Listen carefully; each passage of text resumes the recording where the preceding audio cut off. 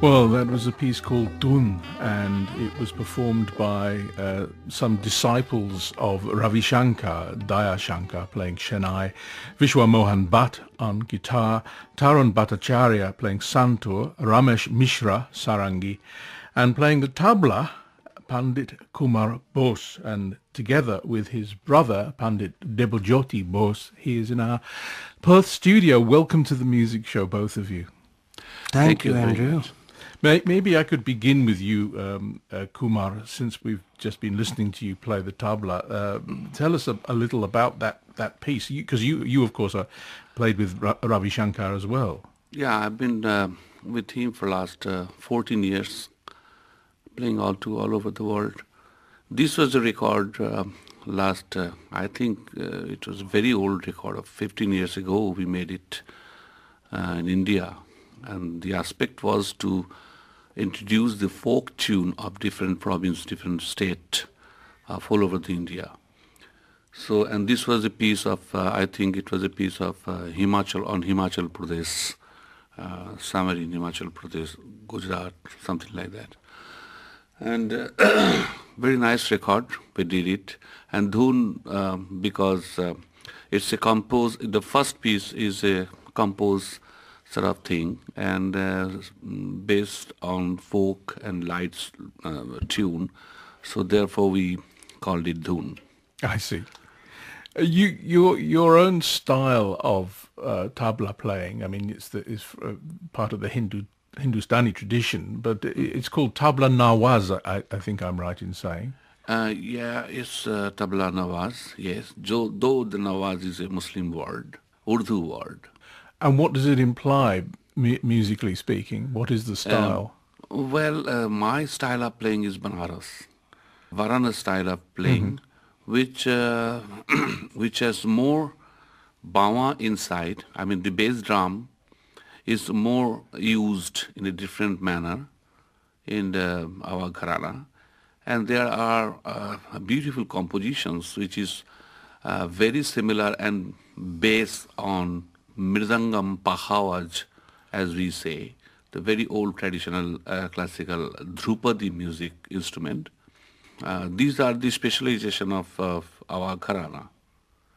And could you possibly demonstrate that? So you're using the left hand drum, the bass drum, Yes. more than a tabla player from a different gharana would.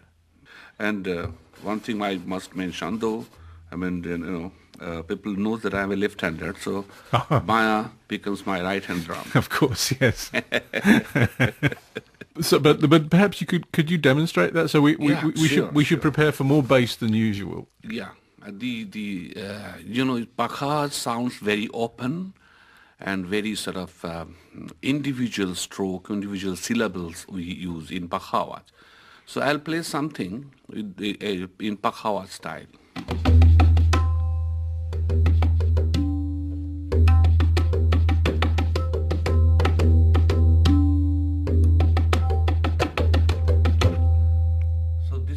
This is very much Pakhawa style.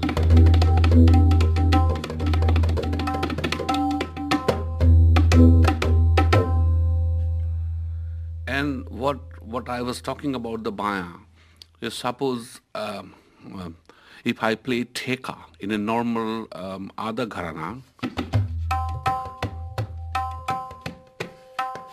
theka is the beat circle, as we technically call it, theka. This is 16 beats.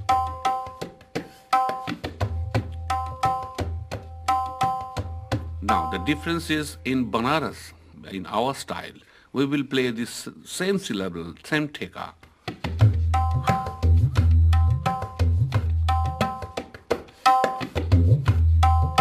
So you see the difference of using the basic drum. Yes, and it has almost a melodic quality to it as well. Absolutely, and more passionate.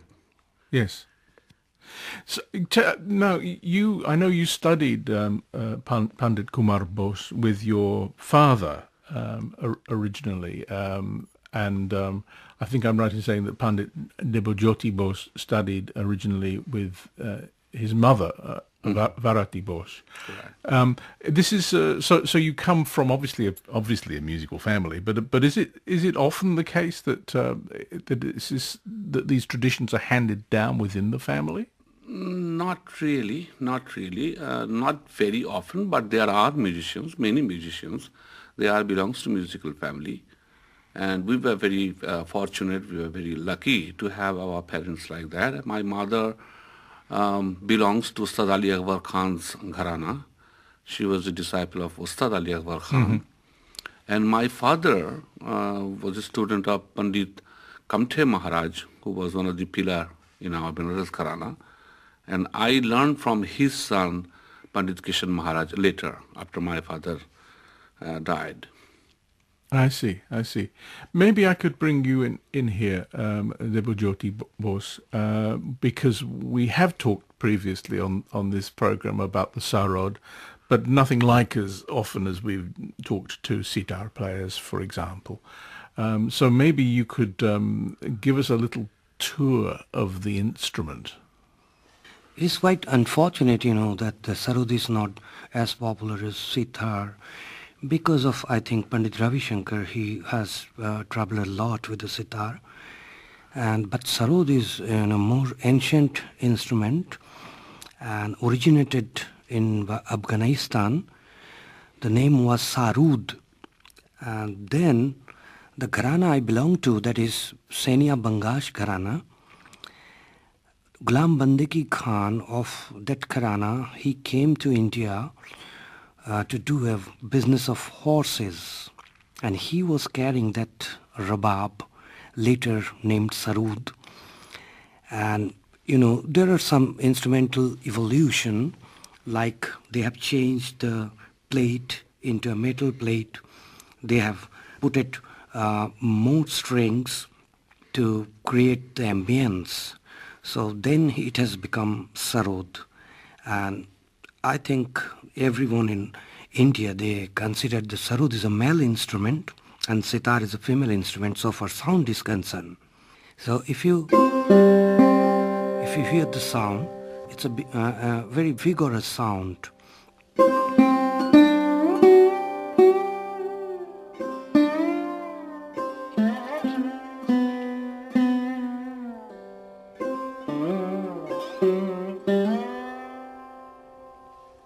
So this is called sarod. And could you tell our listeners, could you describe it for them? What does it look like? It's look like, whoever it is have gone through the Arabian Nights, the stories. So there was, the mention of rabab. It doesn't look like sitar, but it's very close to veena. If you have seen the veena, it's close to veena, but the drum is covered with the goat skin, and there are 19 strings over there, out of which we play with the 4 main string, and other strings are always making the ambience. Mm-hmm. Sympathetic. We call it Yes. sympathetic string, tarab. Yes. And you play with a largish plectrum, don't you?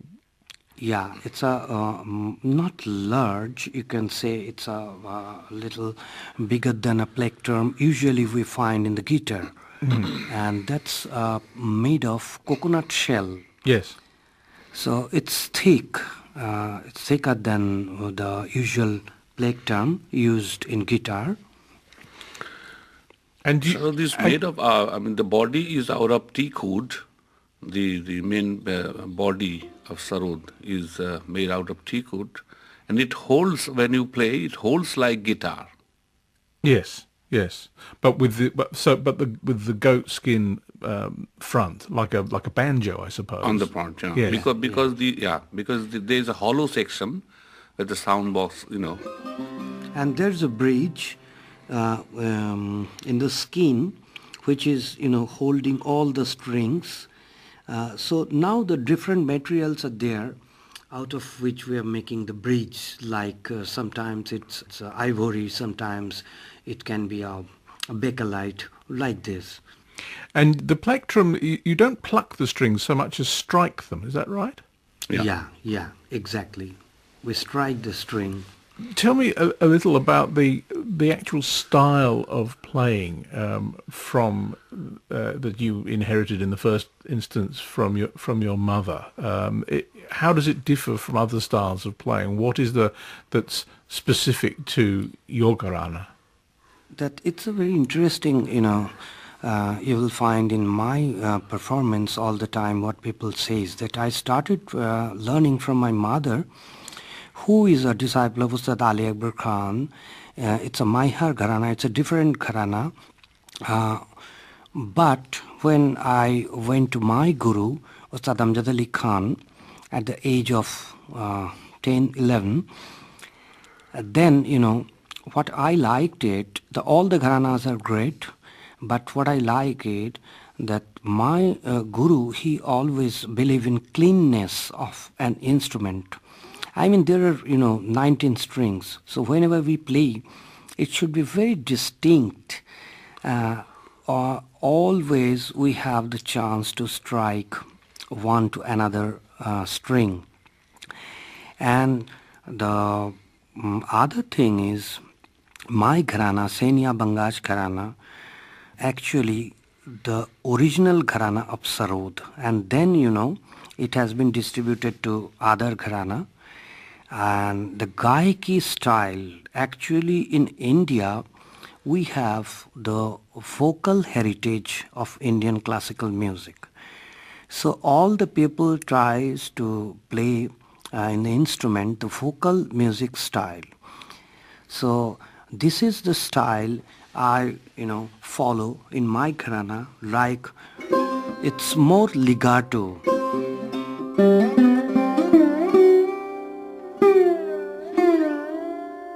Gaiki means singing.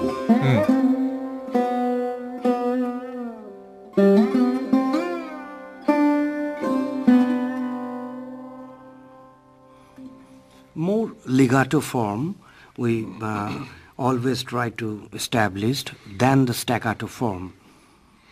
And do you singing presumably is an important part of your training as a sarod player, Yeah. or any Indian, instrumental player, I suppose? Yeah, in Indian classical music, all the gurus they teach, by their singing, not by playing instrument. So one has to have the idea of singing like de na de na, and since it's not a written music, only you can learn or you can demonstrate through the performance. De na de na de. Tony, why don't you do one thing? Let me sing a little, and you just follow me. Okay. You just copy me.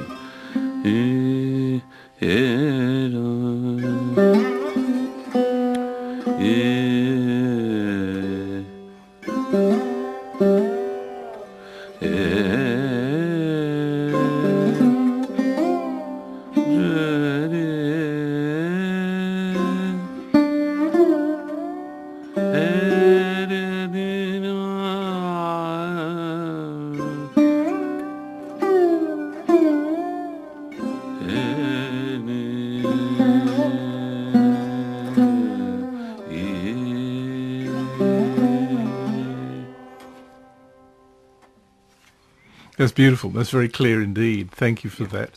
Thank you. Maybe, Kumar, I could come back to you briefly, because you've worked with so many Western musicians, including George Harrison and Yehudi Menuhin. And I wonder, I mean, it's clear, you only have to listen to the Beatles' later albums. It's very clear what a musician like George Harrison got from working with musicians such as yourself. But what do you get from working with Western musicians? Actually, it's a very, very interesting question. And the thing is, when we exchange our music, we always get to know what is the other side of our music. I mean, there's so many things happening everywhere in the world. So it's nice to know about them. First of all, is this. The second thing is, that you can judge yourself, your music, that how far it can go, how far and how easy the access is into the other music you can get into.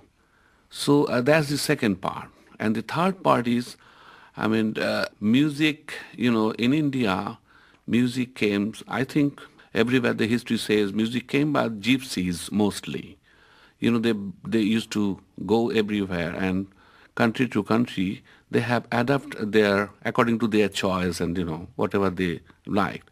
So the folk is the mother of all kind of music, I guess.